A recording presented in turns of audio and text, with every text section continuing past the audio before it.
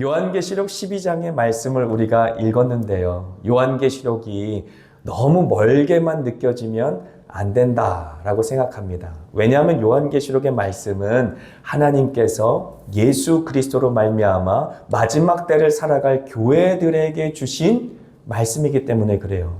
그래서 마지막 때를 살아가는 교회들이 요한계시록의 말씀을 꼭 붙들고 어떻게 보면 영적인 청사진처럼 여겨야 되고, 전쟁터로 나갔다 그러면 전쟁터의 작전 계획과도 똑같이 우리가 받아야 될 줄 믿습니다. 그래서 마태복음을 제가 어제 설명하면서 천국 복음, 예수 그리스도의 나라의 복음이다 라고 말씀을 드렸어요. 그런데 천국이라는 단어 때문에 우리가 천국을 간다라는 개념이 있어요.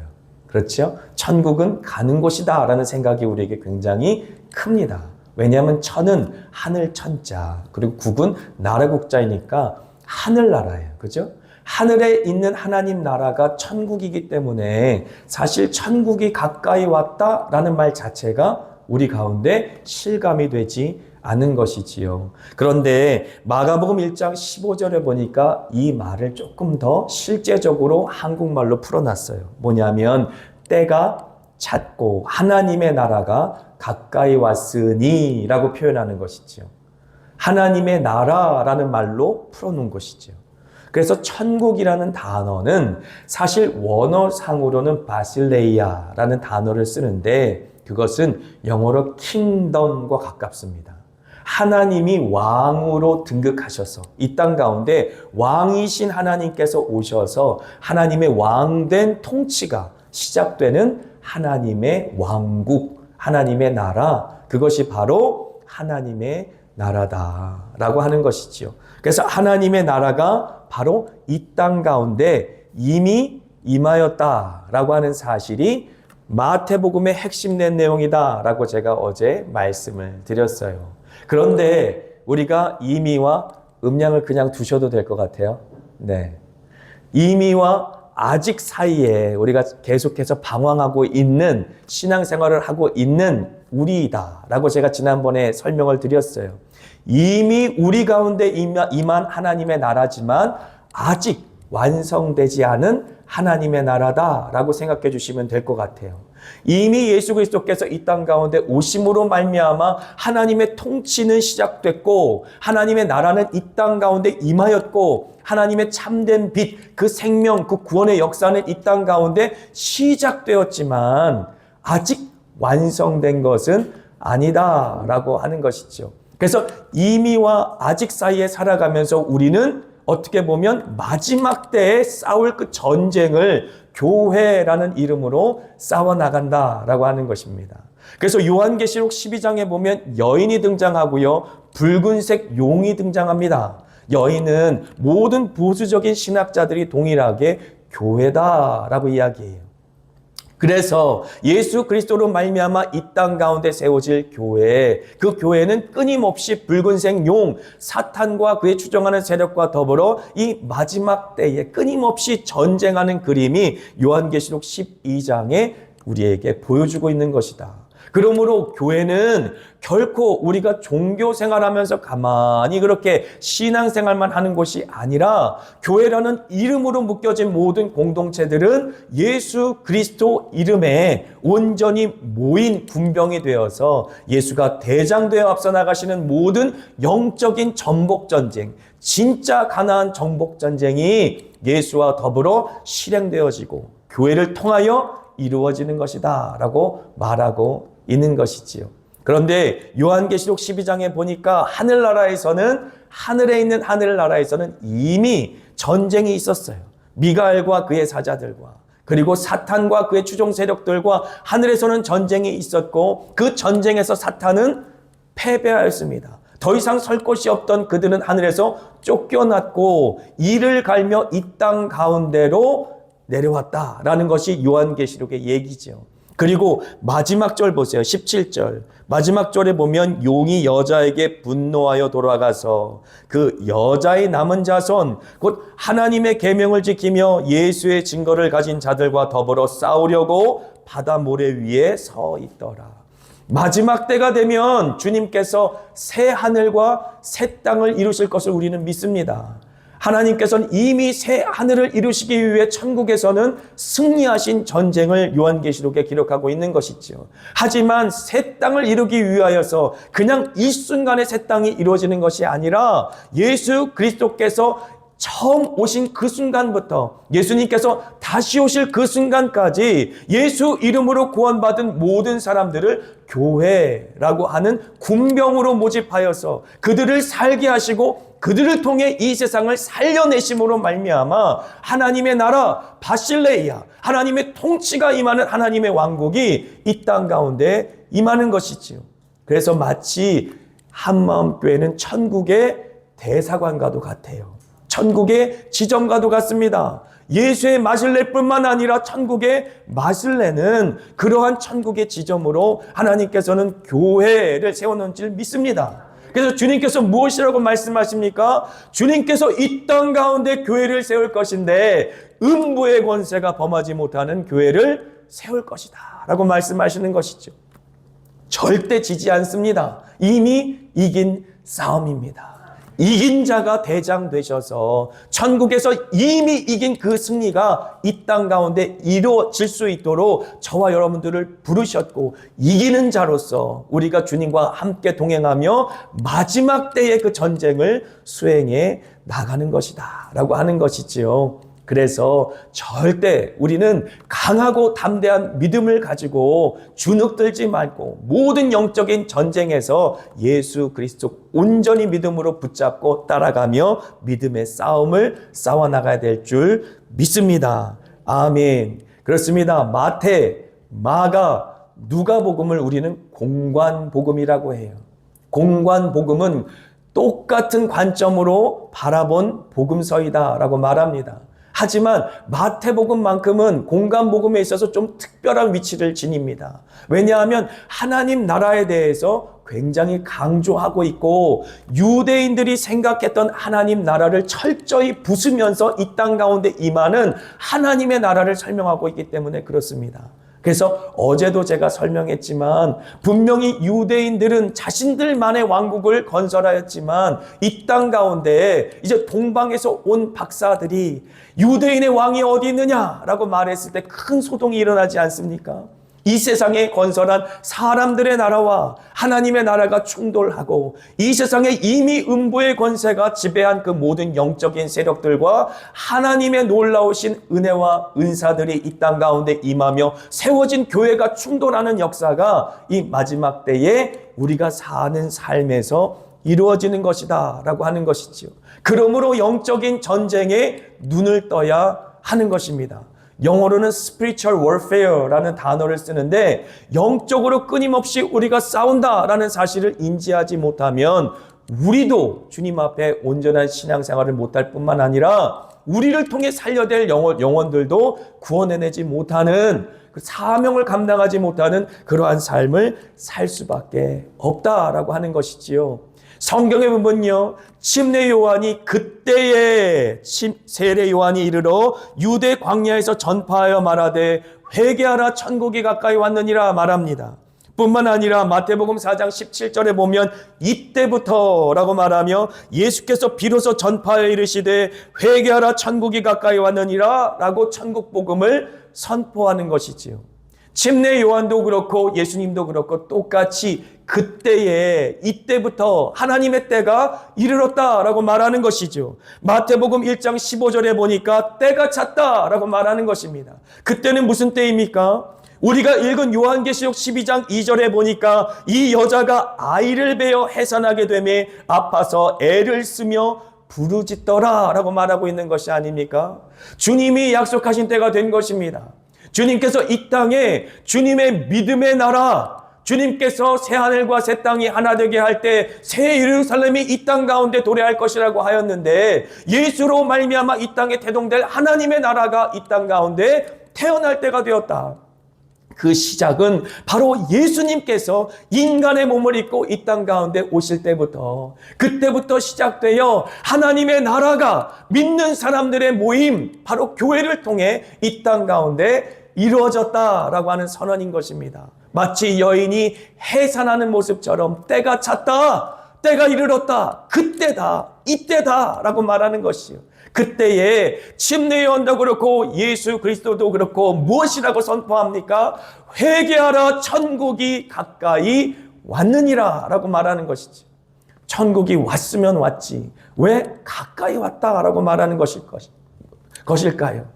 영어로 말하면 Kingdom of Heaven is near 이런 단어를 썼어요.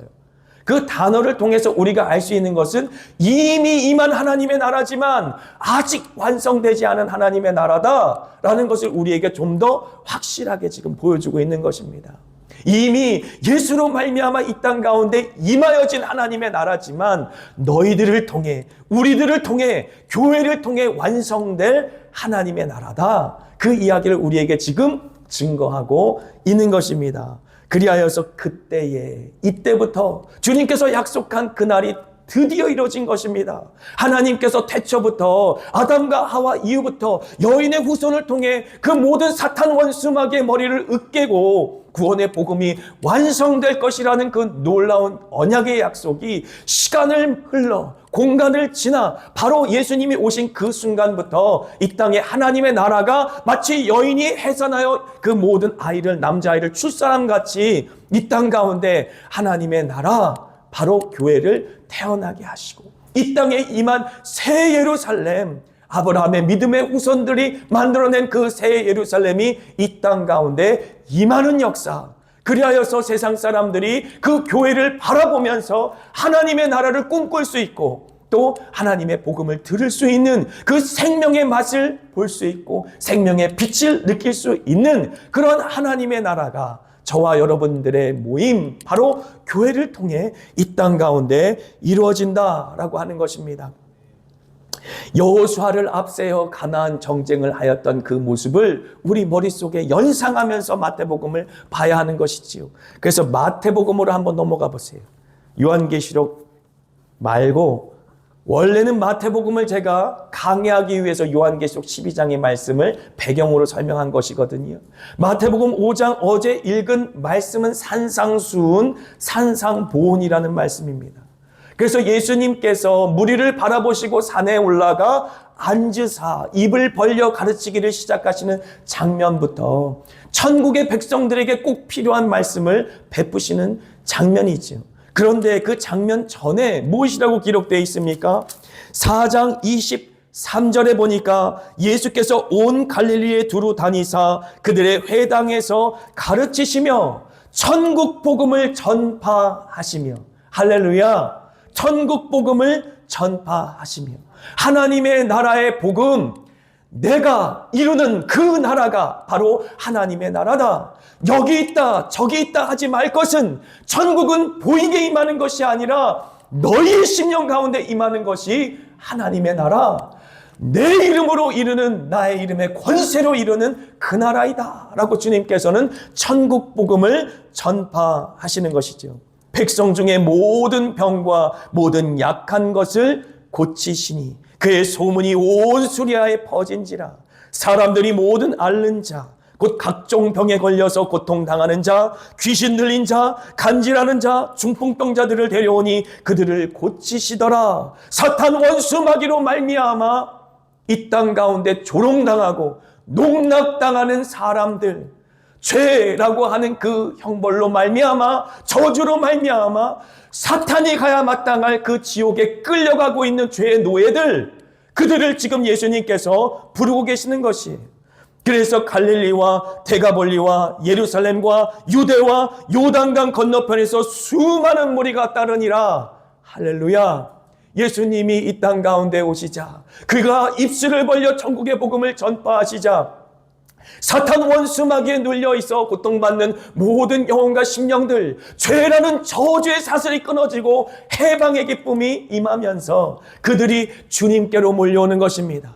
하나님의 나라가 이루어지고 있는 것이죠.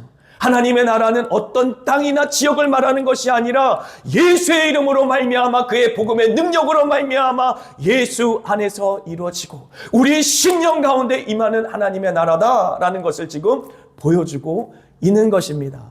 할렐루야. 저와 여러분의 심령에도 예수의 이름으로 말미암아 이 나라가 임한 줄 믿습니다.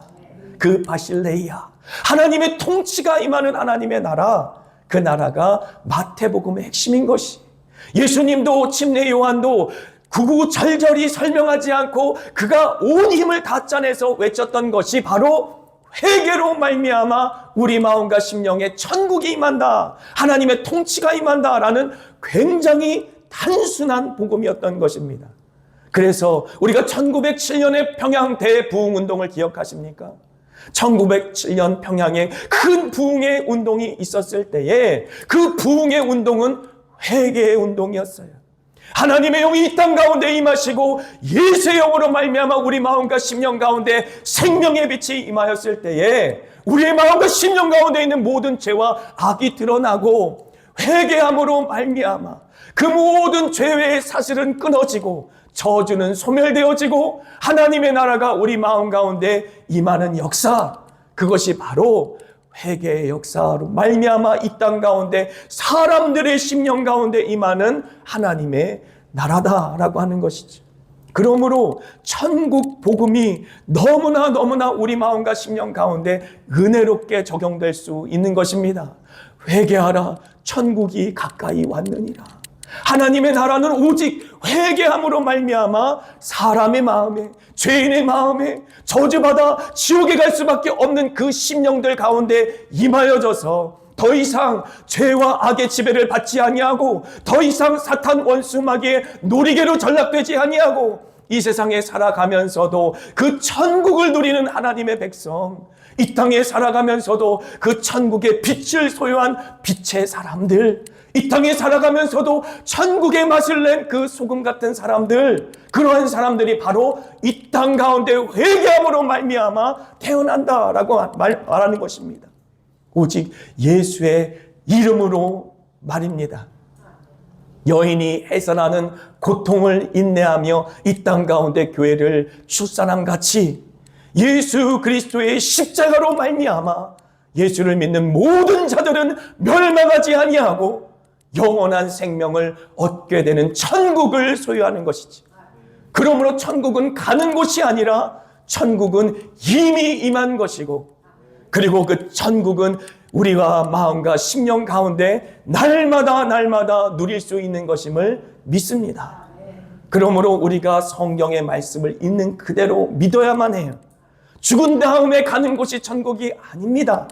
예수로 말미암아 우리 마음과 심령 가운데 임하는 것이 바로 하나님의 나라 천국입니다. 할렐루야. 그 천국을 날마다 누리고 맛보는 저와 여러분 되기를 축복합니다. 할렐루야. 아멘. 마태복음 5장에 보면 무리를 보시고 수다한 무리가 주님께로 나와 구원받는 그 놀라운 역사를 바라보시며 그들을 어떻게 보면 마음과 심령 가운데 사랑하는 마음을 가지시고 산에 올라가 앉으셨다라고 5장 1절에 말씀합니다. 시편 121편 1절과 2절에 무엇이라고 고백합니까? 내가 눈을 들어 산을 보리라. 나의 도움이 어디서 올까? 천지를 만드신 여호와께로다 라고 고백하지 않습니까? 왜 사람들은 산을 바라보면서 하나님의 도움을 생각할까요? 그것은 우리가 산에 올라가 보면 이 땅에 있는 것이 아무것도 아닌 것을 알기 때문입니다. 그리고 산에서 하나님의 말씀이 임하였던 경험이 이스라엘 백성들에게 있었기 때문이에요. 그래서 오직 하나님만 바라보며 그 산에서 임하였던 하나님의 말씀을 받으며 하나님의 백성으로서 살아갔던 이스라엘 백성의 역사와 접목해서 오늘 산 위에 앉으신 예수님의 모습을 바라봐야 한다. 그래서 작은 동산에 앉아있는 예수님의 모습이라 할지라도 그 모습은 마치 시내산에서 모세가 하나님의 율법을 받을 때의 모습과 같은 모습이고, 호렙산에서 하나님께서 영광 가운데 임하셨던 그 놀라운 역사와 같은 모습이다라고 하는 것이지요.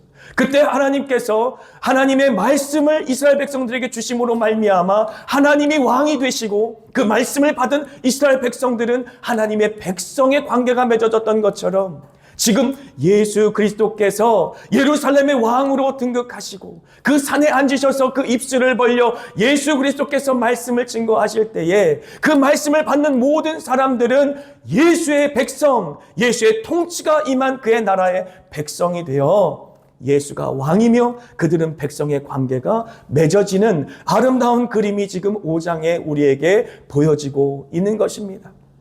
그래서 마치 예수님께서 침례를 받으실 때에 하늘의 문이 활짝 열리면서 그 열려진 하늘의 문으로 하나님께서 이가 내 사랑하는 이니 그의 말을 들으라 라는 음성을 바라셨던 것처럼 예수님께서 산에 올라가 앉으시고 입을 벌려 말씀하실 때에 그 모습은 마치 천국의 문이 활짝 열리며 하늘에서 비둘기처럼 성령이 내려오시며 이는 내 사랑하는 아들이니 그의 말을 들으라 라는 음성처럼 생명의 음성이 영혼과 심령들에게 베풀어졌던 것입니다.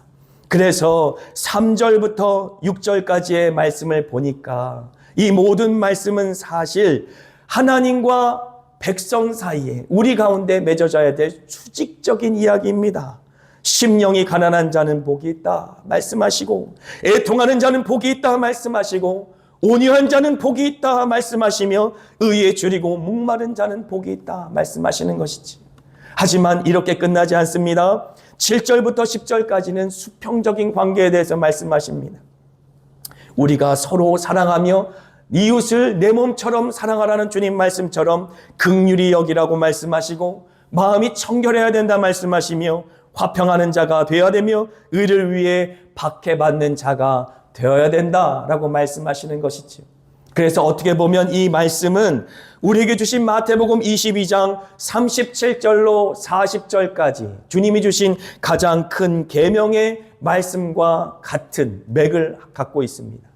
같이 한번 읽어보겠습니다. 예수께서 이르시되 내 마음을 다하고 목숨을 다하고 뜻을 다하여 주 너의 하나님을 사랑하라 하셨으니 이것이 크고 첫째 되는 계명이요 둘째도 그와 같으니 내 이웃을 내 자신같이 사랑하라 하셨으니 이 두 계명이 온 율법과 선지자의 강령이니라. 아멘. 그래서 하나님을 우리가 사랑하는 것 그리고 내 이웃을 내 몸과 같이 사랑하는 것 이것이 주님께서 우리에게 말씀하신 가장 큰 계명이지 않습니까? 마찬가지로 주님께서는 무리를 보시고 산에 앉으사 입술을 벌려 가르치실 때에 하나님과 우리 사이에 이루어져야 될 우리의 태도, 우리의 마음가짐, 우리의 삶에 대해서 3절부터 6절까지 말씀하신 것이고 7절부터 10절까지는 이웃과의 관계 속에서 우리가 어떻게 살아야 되는지에 대해서 알려주신 것입니다. 그런데 가만히 이 말씀을 읽으면서 저는 그런 생각을 했어요. 우리가 갖고 있는 마음은 아니구나. 우리가 이미 소유했던 마음은 아니구나. 우리가 예수를 닮아야 비로소 소유할 수 있는 마음들이구나 라는 생각을 했습니다. 그래서 빌립보서 2장 5절부터 11절까지 있는 말씀이 생각났습니다. 너희는 그리스도 예수의 마음을 본받으라고 말씀하지 않습니까? 빌립보서 한번 펴보세요. 2장 5절부터 11절까지. 산상수훈에 말한 그 모든 8가지의 복, 8복이라고도 말하는데 복되도다라고 말씀하시며 선포하시는 우리 모든 마음의 상태는 우리가 예수를 닮았을 때 가질 수 있는 마음이다라고 하는 것이죠. 그래서 빌립보서 2장 5절, 6절, 7절, 8절, 9절, 10절, 11절 우리 한번 같이 한 목소리로 읽어보겠습니다. 너희 안에 이 마음을 품으라 곧 그리스도 예수의 마음이니 그는 근본 하나님의 본체시나 하나님과 동등됨을 취할 것으로 여기지 아니하시고 오히려 자기를 비워 종의 형체를 가지사 사람들과 같이 되셨고 사람의 모양으로 나타나사 자기를 낮추시고 죽기까지 복종하셨으니 곧 십자가에 죽으심이라. 이러므로 하나님이 그를 지극히 높여 모든 이름 위에 뛰어난 이름을 주사 하늘에 있는 자들과 땅에 있는 자들과 땅 아래에 있는 자들로 모든 무릎을 예수의 이름에 꿇게 하시고 모든 입으로 예수 그리스도를 주라 시인하여 하나님 아버지께 영광을 돌리게 하셨느니라. 아멘. 아멘. 이렇게 예수의 마음을 본받는 자들에겐 주님께서는 하나님의 나라, 바로 천국의 백성으로 살아갈 수 있도록 하셨다라고 하는 것이죠.